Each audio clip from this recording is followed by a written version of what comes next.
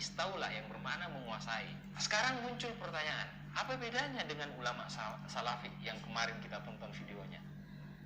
Nah, ini dia bilang, dia di sini kelihatannya dia lebih condongnya kepada istawa bermakna istaula.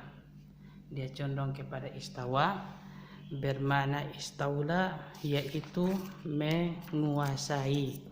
Padahal kita sudah jelaskan bahwa jangankan saya, sesama Asy'ariyah saja menolak makna istaula itu. Tidak usah dikomentari orang salafi. Sesama Asy'ariyah saja mereka tanda kutip ya bertengkar itu masalah yang begitu. Karena ada yang takwil, ada yang tafwid. Imam Baihaqi protes kalau dibilang istawa bermakna istaula.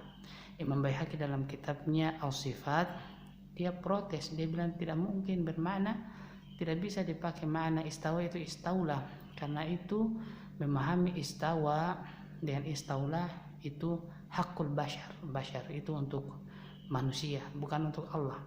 Kalau istawa alal arsh itu berbicara tentang Allah, maka dia tidak boleh memahami istaula. Imam Al-Baihaqi dalam kitabnya As-Sifat dia nukilkan salah seorang perkataan ulama pakar bahasa, yaitu Ibnul A'rab. Ibnul A'rab katakan bahwa al-arabu la taqulu istaula 'alal arsy hatta yakuna lahu mudad fa ayyuhuma ghuliba atau ghalaba qila qad istaula alaihi. Al-Arabi katakan bahwa orang-orang Arab itu, lisannya orang Arab itu, mereka tidak katakan istaula di atas arsh, di atas sesuatu, mau tikar kamu apakah, sampai orang itu mendapat dua keadaan. Apakah suatu saat nanti dia tidak lagi menguasai tempat itu, atau dia menguasai tetap setelah dia tidak menguasai. Dia menguasai dan tidak menguasai, atau menguasai setelah tidak menguasai. Ada dua keadaan, menguasai setelah tidak menguasai dan tidak menguasai setelah menguasai. Fa ayyuhuma ghuliba, dua keadaan mana saja yang sudah didapatkan orang itu, maka dia tetap dikatakan istaula alaihi. Sementara Allah tetap menguasai, makanya tidak bisa dipahami dengan istaula, kata Al-Arabi, dan ini yang dipakai oleh Imam Baihaqi dalam kitabnya Al-Sifat. Susah, sama-sama akal tapi susah, berbeda, sama-sama akal ini berbeda. Oke, lanjut. Nah, kenapa saya istilahkan kemarin rancu? Karena memang pemahamannya abu-abu, tafwid enggak, takwil enggak. Sekarang muncul pertanyaan, apa bedanya dengan ulama salafi yang kemarin kita tonton videonya? Nah, kenapa saya istilahkan kemarin rancu? Karena memang pemahamannya abu-abu, tafwid enggak, takwil enggak, setengah tafwid, setengah takwil. Itsbat makna, ditetapkan maknanya, nafyu kaifiyat, tapi dinafikan caranya. Persis warna abu-abu, setengah hitam, setengah putih, enggak jelas. Hitam enggak, putih enggak. Bahkan klaim mereka tidak menakwil ayat istawa alal arsy ini sebenarnya tidak. Nah, itu kan ini kan kita sudah jelaskan dia salah pahami. Dia bilang salaf itu abu-abu, tahfidz tidak, tahfidz tidak. Padahal kita itu bukan begitu. Kita itu menyerahkan maknanya kepada lafaznya. Selesai. Tentang caranya tidak boleh dipikirkan caranya. Dia mau cari caranya. Wah, bagaimana caranya Allah itu beristawa? Wah, itu keliru. Tidak bisa, itu kata Imam Az-Zahabi majhul fi haqqil bashar, tidak diketahui oleh akal manusia, tidak boleh. Itu justru pembahasan yang keliru. Oke, tanpa panjang-panjang lagi, terus lanjut. Karena sebenarnya mereka juga menakwil ayat istawa alal arsy, karena mereka juga menafikan makna lahir dari teks atau ayat. Nah, ini diistilahkan dengan takwil ijmali. Nah, di sini dia katakan Salafi juga mentakwil katanya karena menafikan makna dari teks. Ini kan sebenarnya keliru ini, karena kita itu bukan menafikan makna teks. Bahkan Salafi itu menetapkan makna berdasarkan teksnya, tetapi tidak menyamakan dengan makhluk. Kan kita sudah jelaskan toh bahwa Abdul Qasim Al-Asbahani ada dua kaidahnya dalam kitabnya Al-Hujjah, bahwa untuk memahami ayat sifat itu pertama laisa kamitslihi syai'un, Allah itu tidak sama dengan segala sesuatu. Yang kedua ditetapkan sifat itu, wa huwa samiul alim. Dua cara. Pertama laisa kamitslihi syai'un, menetapkan pertama laisa kamitslihi syai'un, yaitu menafikan menyamakan Allah dengan sesuatu makhluk, dan yang kedua adalah wa huwa samiul alim, yaitu menetapkan sifatnya. Toh nafyu ta'til, tidak menta'til, tidak mengosongkan maknanya. Wa huwa samiul alim, dan Allah Maha mendengar, Maha melihat. Hanya kata-kata mendengar melihat itu sama lafaznya, ada qadr al-mushtaraknya dengan sifat-sifat manusia, sama dengan istawa, sama dengan nuzul, semua ada qadr mushtaraknya secara lafaz dengan sifat manusia. Akan tetapi sifat tabi'ul mausuf, sebagaimana kita kata Imam Az-Zahabi dalam kitabnya Al-Ulu, paling simpel sebenarnya, pahami saja sesuai teksnya, tapi jangan samakan dengan makhluk. Kalau Asy'ari mutakallimin, dia bentrok dengan lafaznya, sama, dia bilang abu-abu, justru sebenarnya dia yang seperti kita sudah jelaskan kemarin toh, mau ketemu dengan temannya, ada sesuatu di hatinya, padahal sudah bilang kita biasa saja tapi pas mau ketemu dalam satu perjalanan berkuliah, langsung dia beloknya cari jalan lain. Itu maksudnya itu yang abu-abu sebenarnya. Habis bilang sama biasa-biasa saja, tapi dia palingkan ke jalan lain, palingkan mana ke jalan lain. Habis bilang Allah tidak sama dengan sesuatu pun, kalau tidak sama kenapa kamu palingkan makna kata itu? Harusnya lewat saja, tidak ada masalah di situ, lewat saja, kan laisa kamitslihi syai'un. Oke, lanjut. Dan yang bilang ini bukan saya, yang bilang ini adalah mufassir ternama Imam Al-Alusi. Ketika beliau menafsirkan surah Thaha ayat 5, Ar-Rahman 'alal 'arsy istawa, beliau mengutip perkataan Al-Laqani. Apa kata beliau? Qala musannif rahimahullah wa nafa'ana bi ulumi fid dharain, li ta'wilis salafi ijmaliyun fil khalafi tafsiliyun. Jadi sama-sama takwil. Nah, kemudian Al-Alusi juga menyebutkan di kitab yang sama. Sebenarnya Imam Al-Alusi itu kalau kita baca tafsirnya, dia itu tidak menafikan uluhiyah, fauqiyah. Dia itu menetapkan istawa, toh dia katakan bahwa Allah itu di atas. Dia tidak menafikan itu arah bagi Allah. Nah, terus katanya Imam Al-Alusi nukilkan kata Al-Laqani bahwa ditakwil li salaf ijmalun, atau apa tadi dia bilang itu, wal khalaf tafsiliyun atau tafsilun. Dia katakan bahwa sama-sama juga mentakwil katanya, hanya salaf itu takwil secara ijmal menyeluruh saja, sementara khalaf itu perincian. Ini sebagaimana kita sudah jelaskan di muqaddimah kita bahwa maksud dari Al-Laqani di sini bisa jadi maksud tafsir dengan takwil adalah sama. Tafsir dengan takwil adalah sama.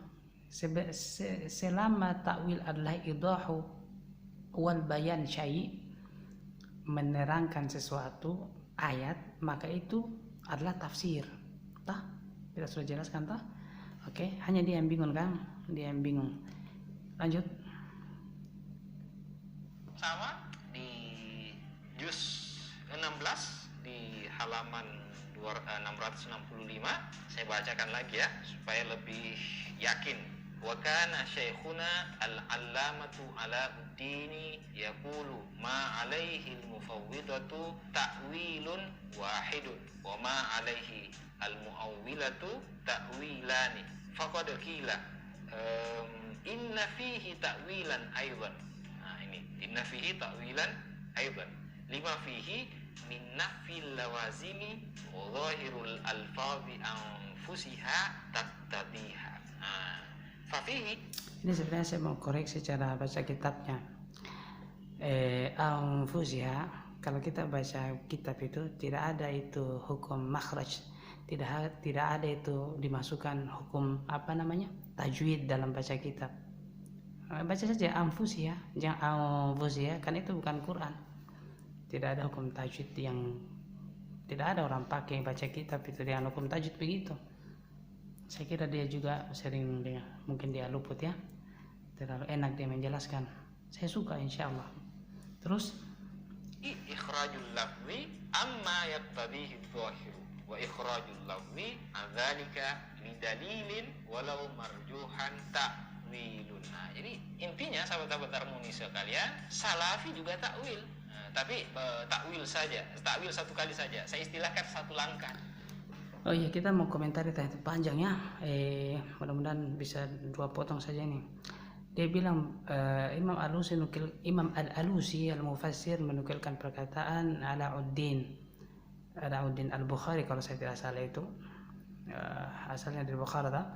Alauddin ini kita kalau lihat di buku-buku tarajum, buku-buku para ulama kan tulis latar belakang orang-orang. Termasuk Alauddin, Imam Az-Zahabi katakan Alauddin yamilu ila i'tizal. Alauddin ini dia condong kepada Mu'tazilah, akidahnya condong kepada Mu'tazilah.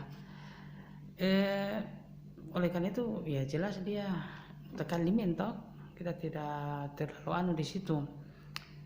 Dan memang Asy'ariyah itu ada beberapa sumber-sumber bukunya mereka yang memang kalau kita bilang ala kutubi atau iyalun ala kutub Mu'tazilah, itu Asy'ariyah buku-bukunya itu sumbernya kuat dari Mu'tazilah.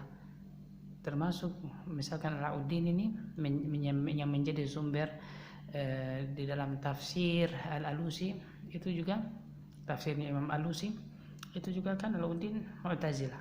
Terus belum lagi misalnya Imam Baydawi toh punya tafsir.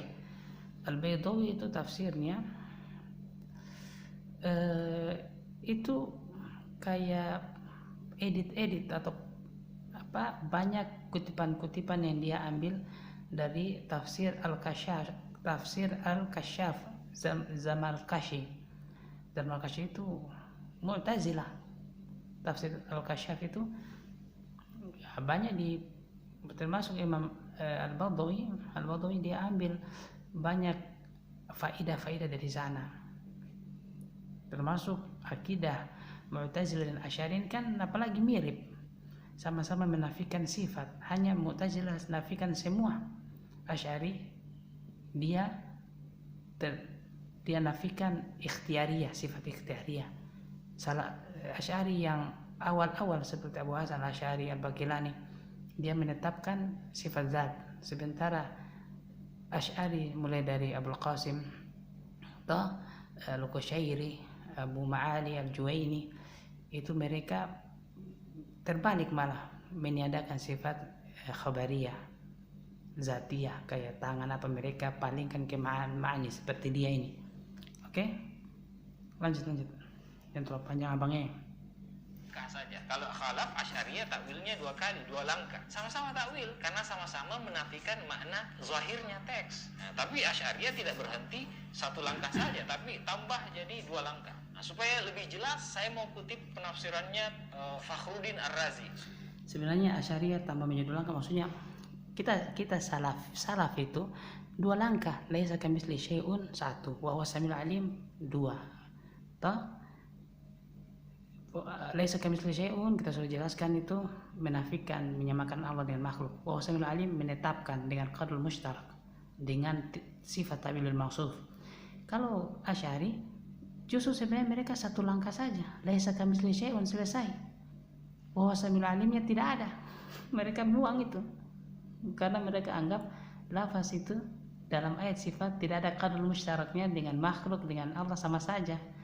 Karena sama dipalingkan maknanya. Itu justru 1 langkah namanya. Oke, lanjut. Sultanul Mutakallimin ini guru besarnya ilmu kalam. Apa kata beliau? Saya sudah punya Apa juga. dia bilangnya? Saya mau kutip penafsirannya Fakhruddin Ar-Razi, Sultanul Mutakallimin. Ini guru besarnya ilmu kalam. Apa kata beliau? Saya sudah punya juga kitabnya. Saya Fakhruddin Ar-Razi itu kalau dia dibilang Abu Ishaq Fakhruddin Syirazi. Itu kalau kita lihat beliau itu rahimahullahu taala rahmatan wasi'an, dia itu taubat di akhir hayatnya sebenarnya, seperti Imam Ghazali, seperti Abu Ma'ali. Ini mereka semua taubat di akhir hayatnya. Taubat di akhir hayatnya dari ilmu kalam. Ada bukti-bukti nausnya kita akan sodorkan kalau ada perbincangannya nanti. Terus Abu Ishaq ini apa? Dia itu bertentangan kaidah-kaidah akliyatnya, akal-akalnya, apa namanya kalau kita bilang dia punya cara berpikir tentang Allah, penciptaan, itu semua itu bertentangan dengan macam Al-Amidi, bertentangan. Bahkan sesama dia punya kaidah akal-akal daruriyatnya, sesama dia di buku satu bilang begini, buku satu bilang begini, bertentangan. Sini dia mengatakan, misalnya dia protes tentang kaidah al-a'rad la yabqa zamanan, itu pembahasan mantik karena Mu'tazilah katakan bahwa sifat itu dia jisim, dia sifat Allah itu dia ciri-ciri makhluk, jadi Allah tidak sifat. Asy'ariyah bilang tidak, karena sifat itu, karena jisim itu karena al-a'rad itu atau sesuatu yang ada pada jasad kan Mu'tazilah anggapkan sifat itu menempel pada jasad, dia itu numpang. Mu'tazilah bilang, Asy'ariyah bilang tidak, dia itu bukan seperti itu, karena a'rad itu dia la yabqa zamanan, dia tidak ada pada dua masa. Tapi apa? Tapi Fakhruddin Ar-Razi dia malah protes itu, dia bilang itu sesat. Sesat pikiran begitu. Bayangkan, padahal itu yang dipakai Asy'ariyah dalam kaidah mantiknya, dalam menetapkan sifat-sifat Allah, kaidah-kaidah begitu yang dipakai. Terus Fakhruddin Ar-Razi ini juga kita tahu dia itu apa? Dia pernah ada keterlibatan waktu kisah fitnah Ibnul Qushairi.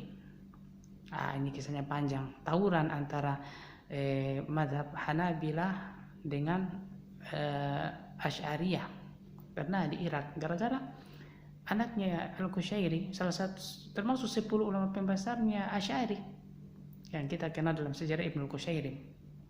Dia di Irak dikatakan bahwa Hanabilah itu mujassimah, menyamakan Allah dengan makhluk, hanya karena memahami sifat dengan teks dia sudah tuduh begitu. Akhirnya perang, dibawa ke hakim, dibawa ke ini Abu Ishaq ini dia bela-bela ini anaknya Al-Qushairi. Dia bela-bela karena sama-sama pemahamannya. Terus Abu Ishaq juga dia itu bikin buku sihir. Dia akidahnya bermasalah. Ada nama kitabnya Sirrul Maktum. Sirrul Maktum itu buku sihir, dan dia mumarasah ala ilmi sihir, dia pelaku, dia pelaku, dia bikin buku dan dia terapkan apa yang dia katakan, buku sihir. Makanya jangan heran kalau kita lihat ada kita punya orang tua katanya kalau sambayang ada sampai dong lihat warna ini warna itu, yang begitu itu asalnya dari buku Sirrul Maktum, hal-hal begitu itu yang kayak kebatinan, pokoknya para ulama katakan buku sihir. Dia juga tulis bahwa kalau orang tidak suka sama kamu tulis ini, kamu taruh di sini, taruh di situ, nanti orang itu suka sama kamu. Itu bayangkan Abu Ishaq tulis buku-buku begitu. Imam Nawawi pernah masuk ke rumahnya, bilang apa yang panas yang terjadi di rumah ini. Lalu Imam Nawawi kasih keluar buku mantiknya Abu Ishaq tadi baru dia buang. Ini kata yang bikin tidak enak di rumah. Padahal Imam Nawawi pensyarah salah satu buku Tamadzhub kalau tidak salah, itu bukunya Abu Ishaq. Dia syarah, dia jelaskan. Abu Ishaq kalau dalam fikih kelihatannya diambil, tapi kalau dalam akidah dibuang. Ada juga kisah Abu Ishaq bertemu dengan Syekh Abdul Qadir Jailani. Syekh Abdul Qadir Jailani bilang, apa? Saya pakai apa itu? Akidah apa itu? Semua ada. Oke, kita lanjut.